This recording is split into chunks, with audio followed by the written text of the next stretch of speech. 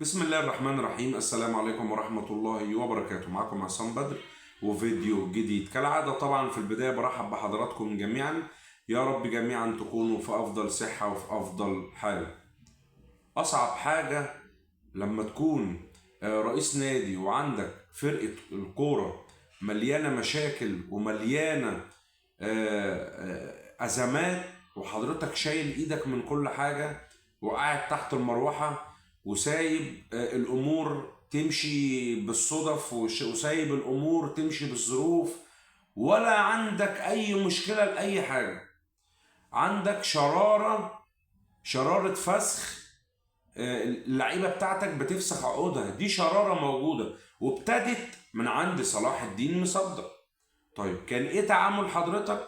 بتتعامل في الدقيقة 92، في الدقيقة 93، في الوقت بدل الضايع اللي هو اللاعب خلاص فسخ عقده، تروح تتحايل عليه عشان يكمل، ما يرضاش يكمل، يمشي اللاعب يطلع يشتكيك في الفيفا عشان مستحقاته، وحضرتك شايل ايدك من كل حاجة وما عندكش اي ازمة في اي حاجة.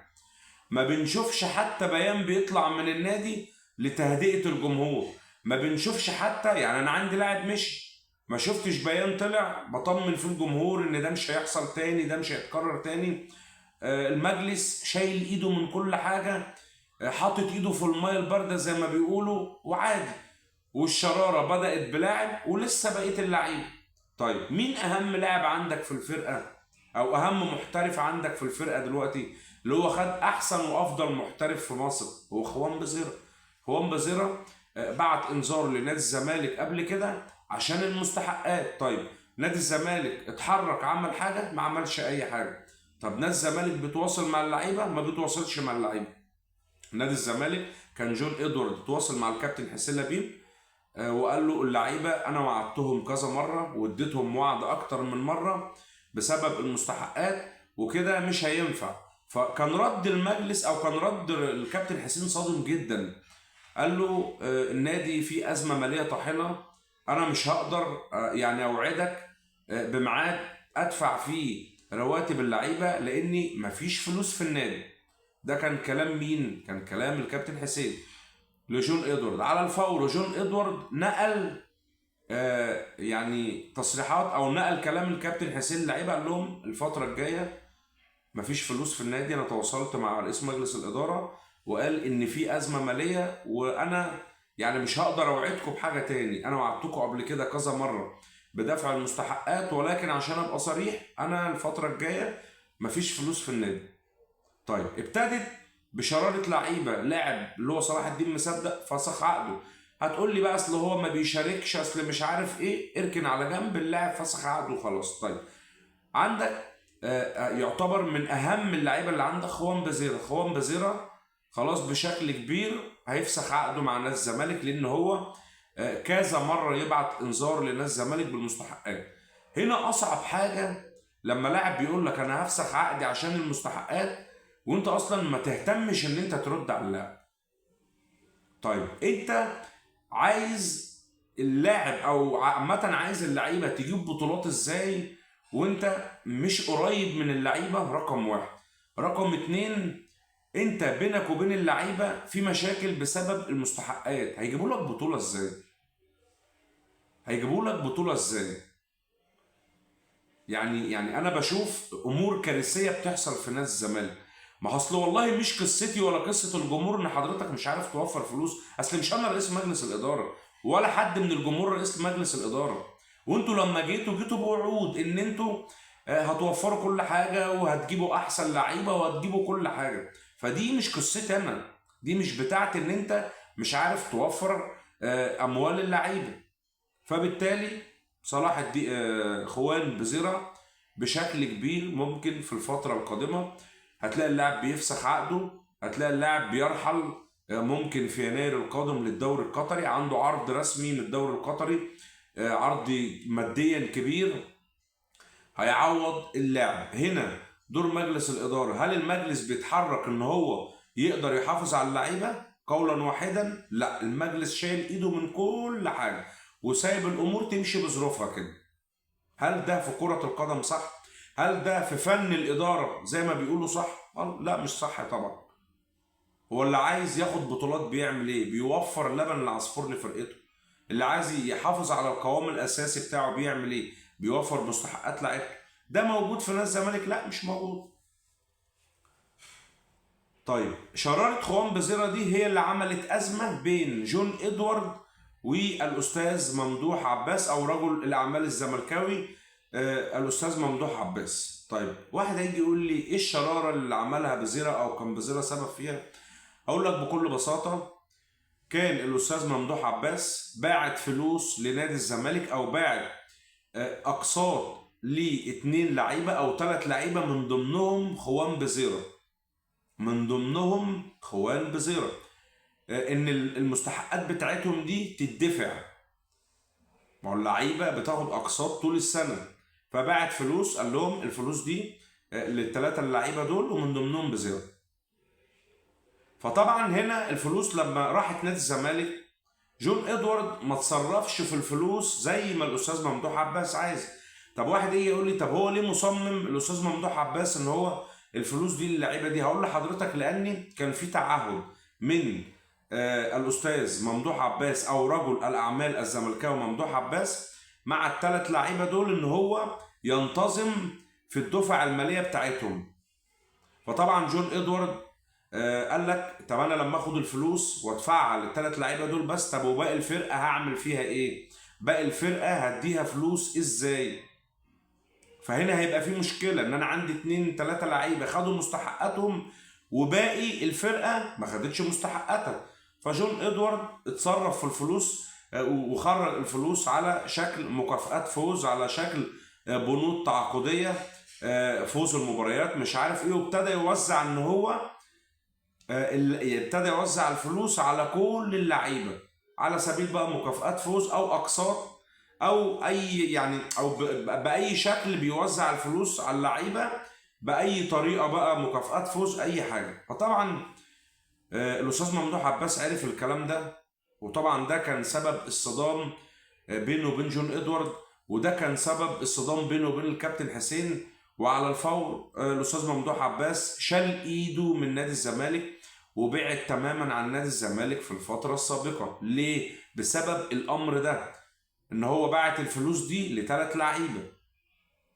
جون ادوارد قال لك يعني طب انا هدي فلوس ل3 لعيبه وبقيه الفريق مش هياخد فلوس؟ لا، ده طبعا غلط. فلما تصرف التصرف ده ده اللي ادى غضب عند الاستاذ ممدوح عباس، وعلى الفور الراجل شال ايده من كل حاجه وبعد عن نادي الزمالك.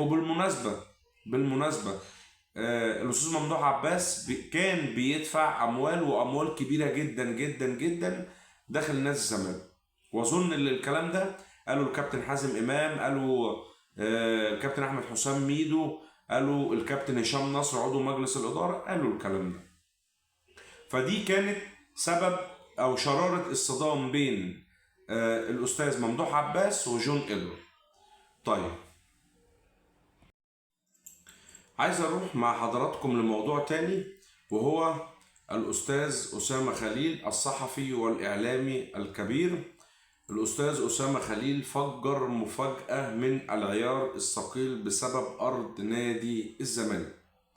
طيب فاكرين لما طلعت من كام فيديو او من كذا فيديو مع حضراتكم وقلت لكم اللي كان في اجتماع سري بين وزير الشباب والرياضه والكابتن حسين لبيب والاستاذ هشام نصر او الكابتن هشام نصر، لما كان في اجتماع وسري والاجتماع ده ما كانش حد عارف بيه، وبعديها لما احنا عرفنا طلعنا قلنا لحضراتكم، والفيديو موجود وتقدروا ترجعوا وتشوفوا الفيديو.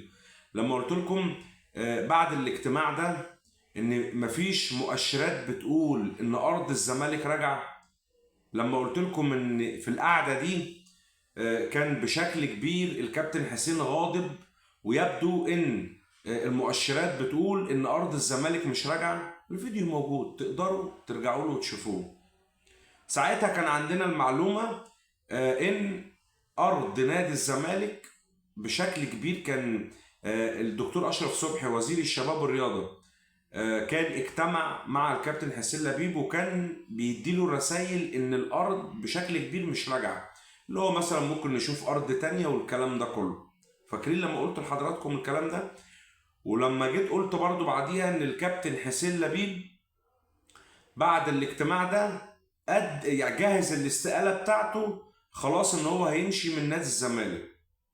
يبدو ان وقتها كده كان اكد للدكتور اشرف صبحي، كان اكد للكابتن حسين ان ارض الزمالك لن تعود مرة اخرى.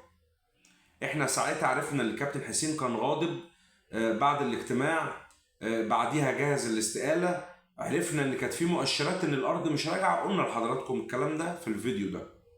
طيب الاستاذ اسامة خليل فجر مفاجأة من العيار الثقيل. الراجل طلع وقال او كتب على صفحته وقال ان الكابتن حسين لبيب بلغ من الدكتور اشرف صبحي ان ارض الزمالك لن تعود مرة اخرى، وقال له وكمان ممكن نشوف ارض بديلة، ممكن نشوف حاجة تانية، انما الارض دي مش راجعة خالص. وكمان قال الاستاذ اسامة خليل ان اي حد هيقول لك حاجة غير كده يبقى بيضحك عليك.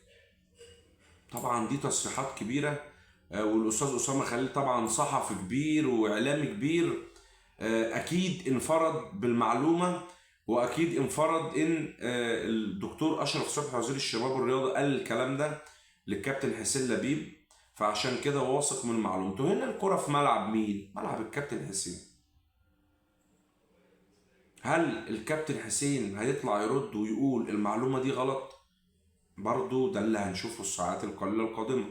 طيب هل الدكتور أشرف صبحي هيطلع وينفي الكلام ده، أو المتحدث باسم وزارة الشباب والرياضة هيطلع وينفي الكلام ده؟ برضو ده اللي هنشوفه في خلال الساعات القليلة القادمة. بس المؤشرات بتقول ان ارض الزمالك لن تعود مجددا، وده اللي انا قلته في الفيديو بتاع امبارح. قلت لك الدكتور اشرف صبحي لما طلع في البرنامج مع شوبير على ما اعتقد، لما قال ابدى او قال تصريحات ناريه او رسائل ناريه ان هي ارض الزمالك مش راجعه تاني، والكلام ده انا قلته امبارح في الفيديو بتاع امبارح.